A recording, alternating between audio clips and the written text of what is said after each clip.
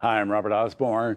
Our double feature of films based on the work of Russian novelist Dostoyevsky next brings us to a 1949 drama made in Hollywood, starring Gregory Peck, and the leading lady he once said was his favorite of all of them that he'd ever worked with, and that's Ava Gardner. Ava, 26 at the time, and indeed looking really good. Also looking good is Greg, age 33. It's a movie called The Great Sinner, filmed in beautiful black and white by George Folsey and directed by Robert C. Odmack. Now, it's loosely based on Dostoyevsky's novella The Gambler.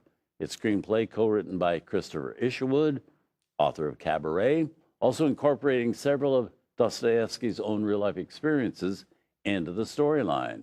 It's Greg Peck who plays the great sinner, who's a young Russian writer of the 1860s who gets caught up in the world of gambling when he meets Ava on a train trip from Moscow to Paris.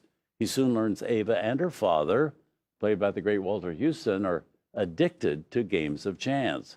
And Greg is addicted as well. And the story unfolds from there.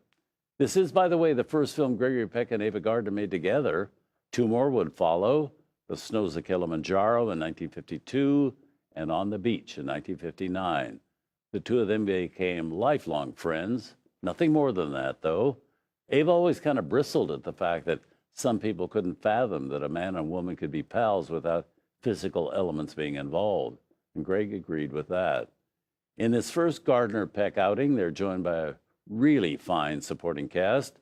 Besides Walter Huston, there's Ethel Barrymore, Frank Morgan, Agnes Moorehead, also Melvyn Douglas, in a role first offered to Kirk Douglas, who turned it down when he had to choose between playing a secondary role in this big, imposing MGM film or the lead in a small independent film called Champion.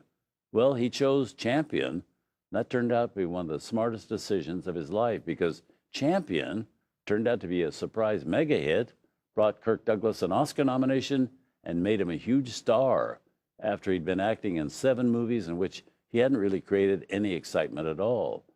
Our film also has a music score, beautiful, by Bronislaw Kaper. And we bring it to you now from 1949. Here's The Great Sinner.